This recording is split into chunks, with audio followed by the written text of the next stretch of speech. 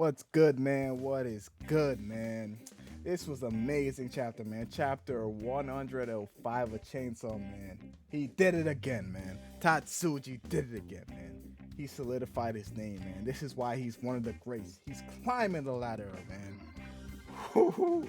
Sooner or later, I'm gonna be saying Tatsuji Furumoto is shonen. But right now, that's Oda. But let's get on to the chapter, man. Yo, if this chapter can show anything, man, it's just a reminder that you can never, ever, and I mean ever, predict Tatsuji Fujimoto, man. Unless he gives you a hint, you're gonna be moving blind, man, hitting the walls, getting stumped on. Because Tatsuji just does things in his own creative way, and he's just very good at it, man. He can make one of the nicest characters a murderer, and I'm gonna be okay with it. Say, that kind of does make sense, and to a certain degree, it does. Because it still goes by her morals, man. Even if my actions turn out to be a mistake, in my heart, it was the right decision. And that's all that matters.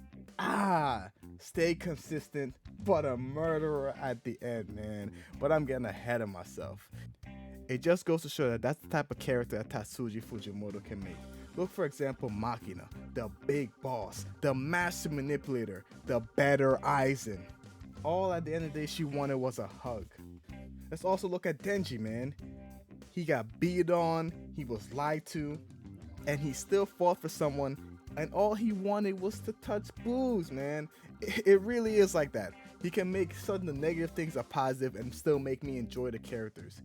It just really goes to show that Tatsuji Fujimoto can write whatever he wants and just make it interesting.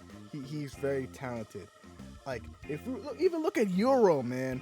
8 chapters ago, I thought she was going to be the big boss, the next Makina but better. And now she's getting outsmarted by a 16-year-old. And I'm loving it. It really is that amazing. He truly does make... man. Yeah.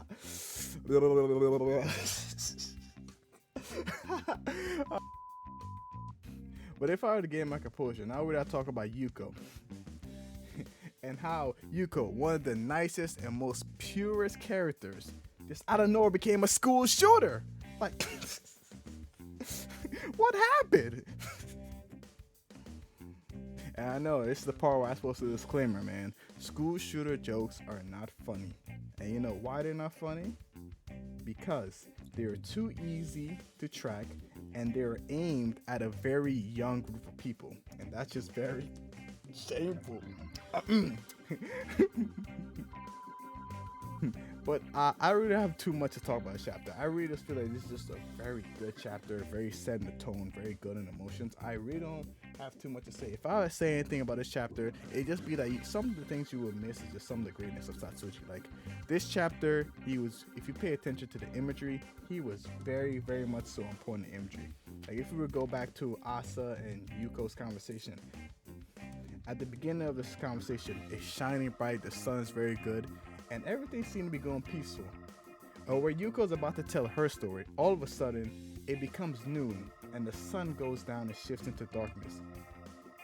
And then after she fills her story, it's fully afternoon, showing the nightness and the darkness completely taken over. And one of the best parts about that whole scene was throughout the whole time they were telling their story, they were right next to each other. The close-up was right them, there in their face, there in the face. And then after the end, you see the slow gap dividing and the door that shows the inner darkness that separates them. Just like the doorway by Cheetah, man. Don't open the door. It's always nice to have a little callback in there between the end. And Tatsuji, man, he just does it great. I know, I've said his name so many times. Gosh damn, fuck, Tatsuji's in here with me now. He's like, hey, say my name again. Say it again.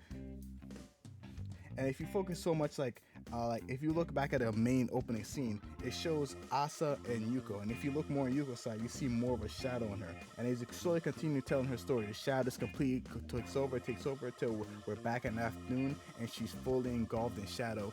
And she talks about how she's now the Justice Devil. And it's weird that the Justice Devil came back so quickly.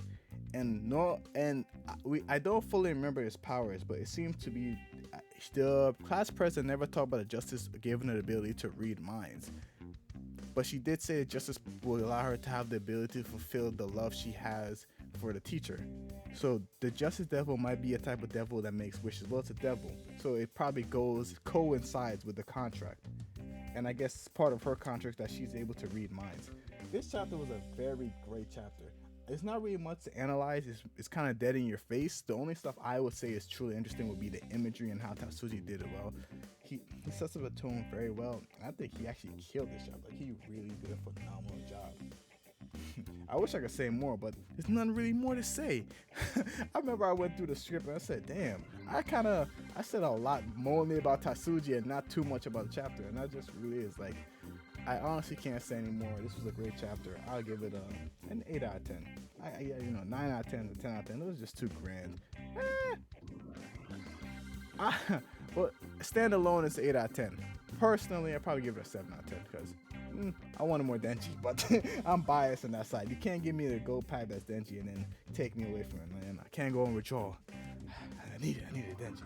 But that's all I have to say, man. Please leave a like, comment, subscribe. What do you guys think? Am I on Tatsuji's nutsacks? Do you guys agree or disagree? Leave a comment, man. This has been B3, and stay animated.